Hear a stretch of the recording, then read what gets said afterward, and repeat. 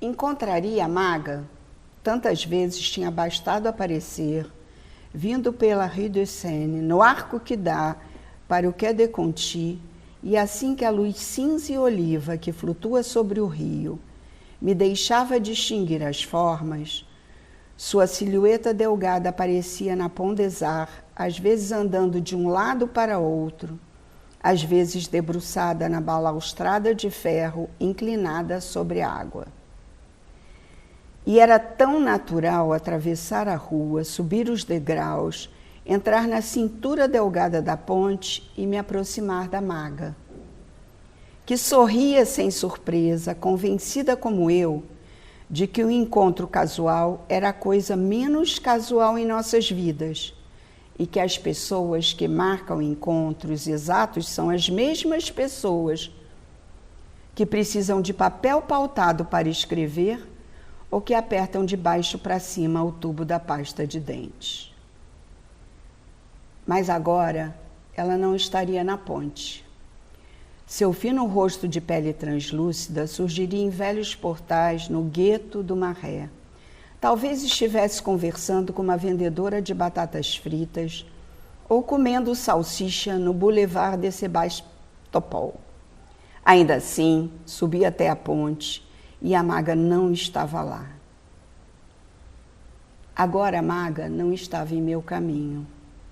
E embora um soubesse o endereço do outro, conhecesse cada recanto dos nossos 2 quartos de falsos estudantes em Paris, cada cartão postal abrindo uma janelinha Braque, ou Guerlain Dayot, ou Max Ernst, contra as molduras baratas e os papéis de parede extravagantes, ainda assim não nos procuraríamos em nossas casas. Preferíamos nos encontrar na ponte, na varanda de um café, num cineclube ou agachados ao lado de um gato, num pátio qualquer do bairro latino. Andávamos sem nos procurar, mas sabendo que andávamos só para nos encontrar. Quando cheguei ao terraço do passeio, já os morros de Jurujuba e de Niterói haviam perdido o violeta com que eu os vinha vendo cobertos pela viagem de bonde afora. Sobre a armação, porém, pairava ainda o jorro de densas nuvens luminosas, por onde, nas oleografias devotas, acostumamos a ver surgir os santos e anjos de nossa fé. Fazia uma tarde dúbia, de luz irregular e ameaçando tempestade, mas a minha secreta correspondência com o meio avisara-me que não choveria. Chegado que fui, sentei-me a um banco embutido no muro, bem defronte a uma das novas escadarias que levam à gabada avenida à beira-mar. Em seguida, puxei um cigarro e pus-me a fumá-lo com paixão, olhando as montanhas do fundo, afogadas em nuvens de chumbo, e engastado na barra de anil, um farrapo de púrpura, que se estendia por sobre os ilhotes de fora da baía. Considerei também a calma face da Guanabara, ligeiramente crispada, mantendo certo sorriso simpático na conversa que entabulara com a grave austeridade das serras graníticas, naquela hora de efusão e confidência. Villeganhon boiava na placidez das águas, com seus muros brancos e suas árvores solitárias. Notei então o acordo entre o mar e as serras. O negro costão do Pão de Açúcar dissolvia-se nas mansas ondas da enseada, e da mágoa insondável do mar se fazia a tristeza da boa viagem. Transmutavam-se naturalmente e tocavam-se amigavelmente. O mar, espelejante e imóvel, realçava a majestade e a firmeza da serrania, e em face da sua suntuosidade, por vezes conselheiral, o sorriso complacente do golfo tinha uma segurança divina. O poeta tinha razão. Era verdadeiramente a grandiosa Guanabara que eu via. Saturei-me daquela melancolia tangível que é o sentimento primordial da minha cidade. Vivo nela e ela vive em mim. Por José Roberto Jardim. Então, você quer ser um escritor. Se não irrompe de dentro de você, apesar de tudo, não faça. A menos que venha sem pedir do seu coração, da sua mente ou da sua boca, não faça. Se você tem que se sentar por horas procurando palavras, não faça. Se você estiver fazendo isso por dinheiro ou fama, não faça. Se estiver fazendo isso porque quer pessoas em sua cama, não faça. Se é cansativo apenas pensar em começar a fazer, não faça. Se estiver tentando ser como outra pessoa, esqueça. Se você primeiro tem que ler para sua esposa, namorada, namorado, esposo, para pais ou para ninguém, você não está preparado. Não seja como tantas milhares de pessoas que se consideram escritoras, artistas. O mundo tem bocejado até dormir sobre tipos como você. Não faça parte disso. Não faça. A menos que isso venha de dentro de sua alma como um foguete. A menos que manter isso te leve à loucura, ao suicídio ou ao assassinato da pessoa que você mais ama. Não faça. Se o sol de dentro de ti não estiver queimando as suas entranhas, não faça, pois quando for a hora, e se você tiver sido a escolhida, feito a escolha de ser, isso será feito sozinho dentro de ti e continuará se fazendo, a menos que você morra ou isso morra em você. Não há outra maneira. Nunca houve, nem nunca haverá. Não deu tempo de pensar em fugir. Fui agarrado pelo grupo e, sem mais, jogado no meio do rio Jacaré. Eu, que não sabia nadar, me debatia aterrorizado, engolindo água e tentando voltar para a margem. Só descobri o motivo da brincadeira quando entrevi o grupo na margem, rindo e gritando que era para eu aprender a ser homem. Não sei quanto tempo durou aquilo que me pareceu uma agonia. Batendo os braços como podia, consegui alcançar a margem e me agarrei no mato ribeirinho para sair do rio, ao mesmo tempo em que patinava com os pés na lama. Quando consegui me estabilizar para fora da correnteza, assustado e ofegante, o grupo ainda ria da brincadeira divertida com o menino Maricas. Eu tossia, sem dizer nada, e nem poderia. Mesmo humilhado, dentro de mim cresceu um vagalhão de revolta incontida. Encarei aqueles homens que me escarneciam. Não senti medo, mas algo de repugnância. Na minha cabecinha transfigurada pelo desamparo e pela dor, emergiu uma iluminação desconhecida que extravasava a minha idade. Como uma chispa de consciência nova, intuí que eu perdera a batalha, mas ia vencer a guerra. Uma sensação difusa subiu borbulhando e logo se configurou como precoce revelação para uma criança assombrada por fantasmas vivos. Então, pela primeira vez, percebi as diferenças e tive certeza. Sou homem, sim, mas não quero ser igual a vocês. Apesar do céu não se abrir, nem o Espírito de Deus surgir em forma de pomba para me chamar de filho amado, ali se configurou o meu Rio Jordão. Aquele foi meu batismo, doloroso, sim, mas bênção. Inadvertidamente, eu iniciava o meu processo de ser outro, um homem, sem deixar de ser o mesmo filho de José, o cachaceiro.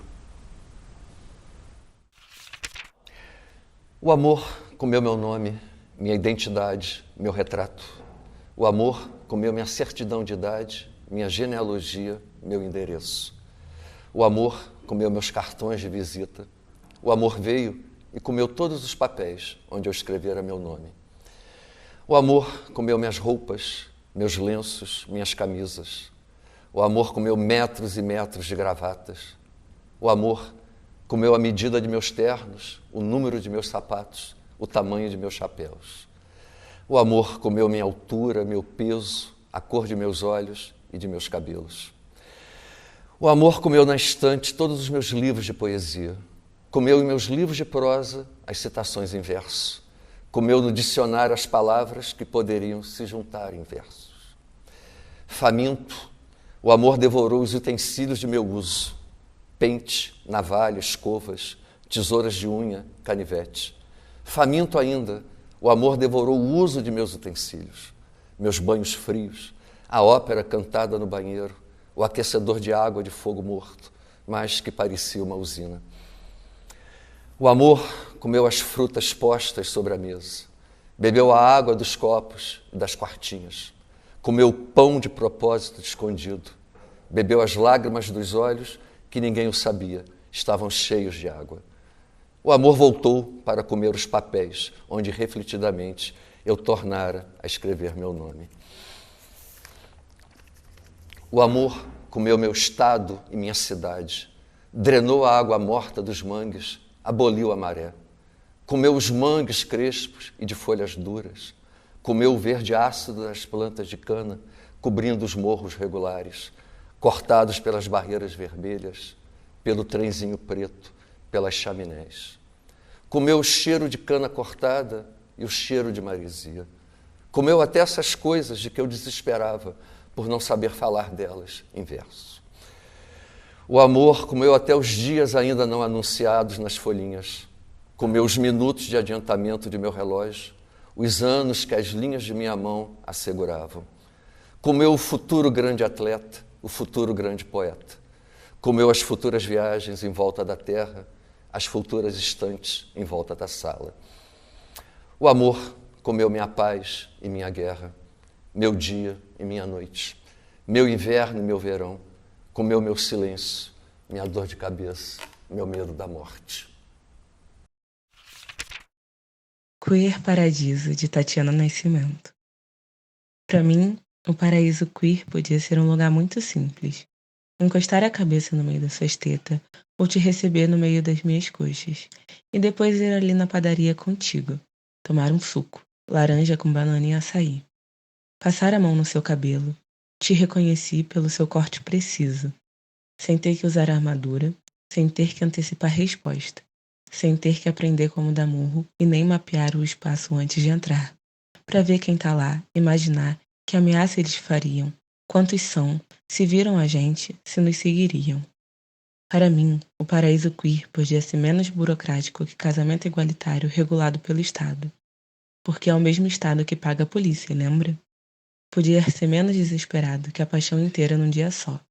Calma, amanhã eu posso vir aqui, e depois de amanhã a gente vê. Mas quando você vier, eu vou gostar de te ver. Podia ser menos agoniado que 20 reuniões na mesma semana. Com palavras de ordem, questão de ordem, contra todas as ordens, mas organizando tudo tão igual. Podia ser menos vigiado que todo mundo perguntando se é aberto ou fechado. Ou como a gente tá junta de novo, se já tinha terminado. Ou você não sabia que ela tinha um namorado? Podia ser menos tudo que dá esse cansaço, essa desesperança, essa desconfiança. Para mim, um paraíso queer podia ser mais tranquilo, mais respirado. Podia ser eu e você num dia ensolarado. Mesmo que daqui a pouco fosse cada uma para um lado. Eu ia gostar. Ah, e a parte do pecado, essa parte eu ia gostar também. Eu tô tão cansada de ter que corrigir o mundo inteiro na minha cabeça e ele continuar errado. De tentar resistir, responder. Sem esquecer de dançar, de sorrir. E ver que eu vou morrer sem nada tá mudado. Mudado mesmo. Para mim, o paraíso queer ia ser deitar um pouco do seu lado, ver seu rosto dançando na fumaça, a cortina respirando sua janela, pulmão a céu aberto. Exposto, delicado, mas forte. Sentir seu coração conversar com a pele do meu ouvido, enquanto a noite vira dia.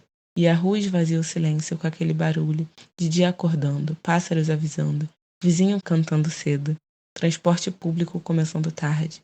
Afinal, é o Distrito Federal.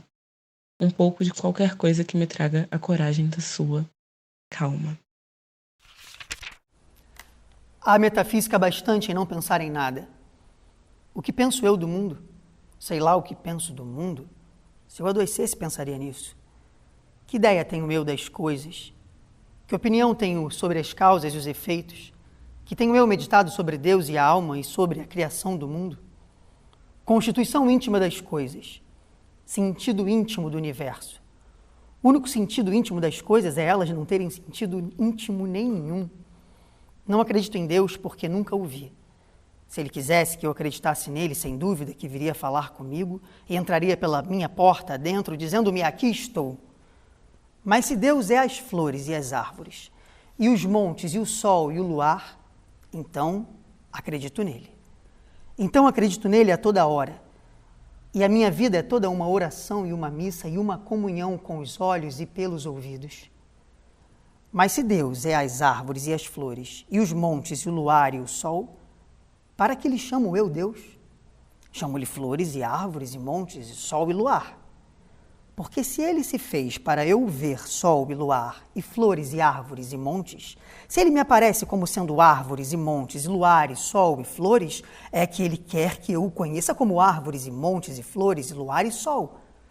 E por isso eu obedeço-lhe. Que mais sei eu de Deus que Deus de si próprio? Obedeço-lhe a viver espontaneamente, como quem abre os olhos e vê, e chamo-lhe luar, e sol, e flores, e árvores, e montes. E amo-o sem pensar nele, e penso-o vendo e ouvindo, e ando com ele a toda hora.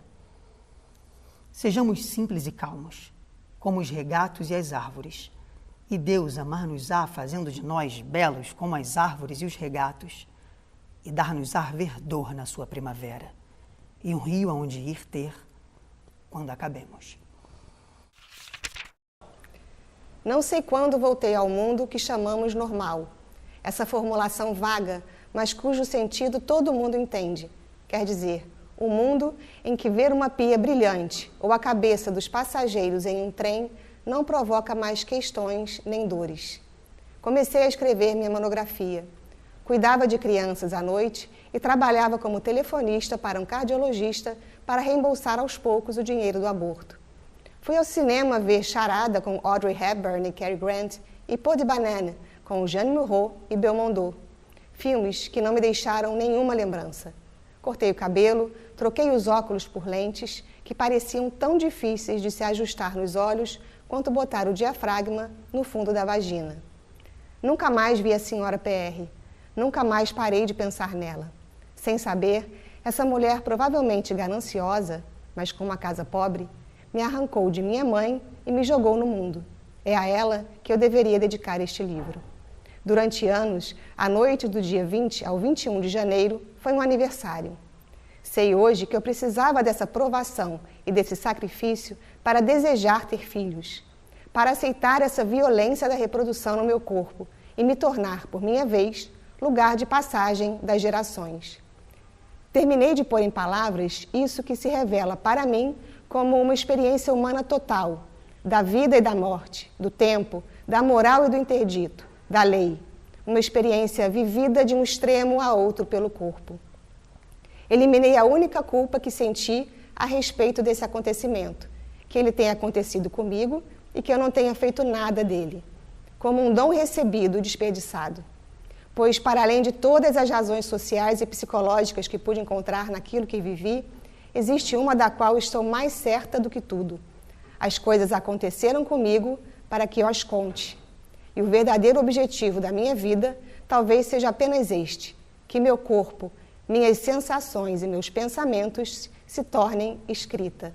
Isto é, algo inteligível e geral, minha existência completamente dissolvida na cabeça e na vida dos outros. Pupilas. As sombras são mais bonitas que o normal. Ou talvez eu preste mais atenção agora. Tudo permanece no lugar, por isso os espaços são tão diferentes. Tenho vontade de escrever e não escrevo. É preciso domar as vontades reprimidas.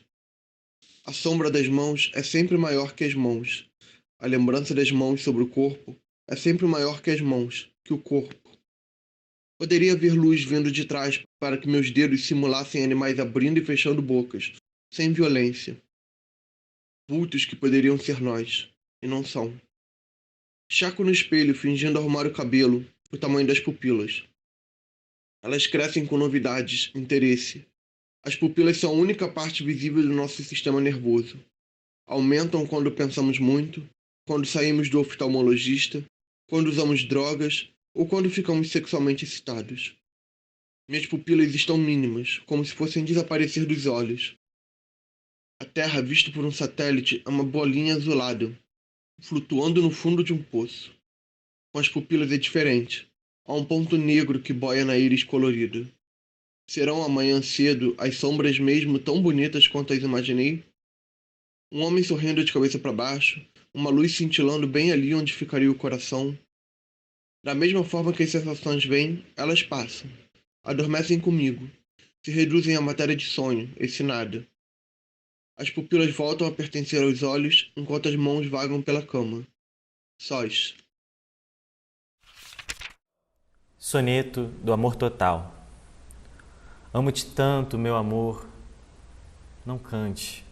O humano coração com mais verdade. Amo-te como amigo e como amante, numa sempre diversa realidade. Amo-te a fim de um calmo amor prestante.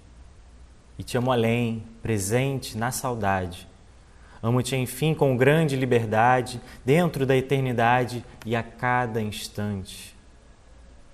Amo-te como um bicho, simplesmente, de um amor sem mistério e sem virtude, com desejo maciço e permanente. E de te amar assim muito e a miúde, é que um dia em teu corpo, de repente, hei de morrer, de amar, mais do que pude. O calor nesse início de feriado beira a claustrofobia. A 50 quilômetros de Búzios, Amália pergunta se pode fazer xixi. Joana termina de beber água e espera o marido ajudar a filha, que agachada num matinho, urina sobre um formigueiro. Papai, eu estou matando as formigas? Algumas. Elas estão se afogando? De certa forma, sim. Termina logo. Elas vão para o céu? Não existe céu para formiga. Um ônibus passa levantando poeira e o ar seco atinge Joana. Ela sai do carro. O que acontece com as formigas? As formigas vão para o inferno. Já acabou? Amália puxa a saia. Joana volta para o banco do carona. Muda. Luiz pisa no acelerador e abre a janela. Um vento fresco enche o carro. As duas filhas dormem ombro a ombro. Você disse a ela que as formigas vão para o inferno? Qual o problema? Ela tem 5 anos, Luiz. E daí? É bom que se acostuma. Pelo amor de Deus, você quer que eu diga à minha filha que as formigas vão para o céu? Lógico, mas não vão. Como você sabe? Porque é uma questão simples. Ir para o céu significa ir ao paraíso. Não acredito em ninguém que coloque formigas na sua visão de paraíso. A Jesus Cristo, nosso Senhor. Gregório de Matos. Pequei, Senhor, mas não porque hei pecado. Da vossa alta clemência me despido. Antes, quanto mais tenho delinquido, vos tenho a perdoar mais empenhado. Se basta a vos irar tanto pecado, a abrandar-vos sobeja um só gemido, que a mesma culpa que vos ha ofendido, vos tem para o perdão lisonjeado. Se uma ovelha perdida já cobrada, glória tal e prazer tão repentino, vos deu como afirmais na sacra história, eu sou, Senhor, a ovelha desgarrada. Cobrai-a, e não queirais, pastor divino, perder na vossa ovelha a vossa glória. Ela vem a ser no presente. Encontro-me perto dela nesse 18 de junho, o que sempre foi a impassibilidade de um tempo fora do tempo. Mortal, imortal, demasiado humana, inumana, o Deus mudo, a fera, uma água estagnada no fundo doravante apaziguado do abismo. Esse vulcão do qual digo comigo que de fato saí. Mexe-se pouco em sua cama, não mais que os dedos. Enxerga sem ver, mal ouve, e como os exames estão bons, e come e dorme bem, o que lhe resta de porvir, indefinidamente, diria-se, pois se não pode mais contar com ela nem com nada, e trata-se, portanto, da verdadeira vida.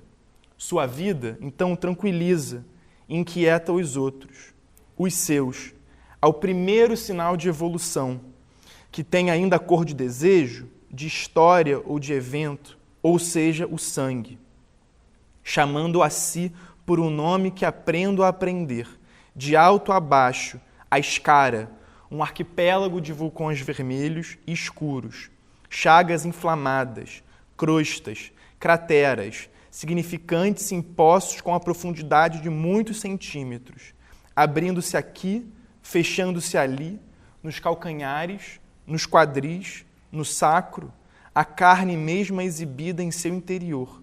Não há mais segredo nem pele, mas parece não sofrer. Não os vê como eu no momento em que a enfermeira diz: estão bonitos, para marcar que o ser carne viva deles, o caráter ainda não necrosado do tecido, permite esperar uma cicatrização. E tento fazê-la falar. O que me dizes? Não sei. O quê? Ou, o que me contas? O que eu conto? Nada. Mas ela fala melhor ao telefone, cujo dispositivo é capaz de fazer sossobrar o mundo para dar passagem à voz pura em direção ao fundo da memória. E assim é que há pouco pronunciou meu nome, Jaqui, fazendo eco à frase de minha irmã, que lhe passava o fone. Bom dia, Jaqui. O que ela não pudera fazer há meses e talvez não mais fará.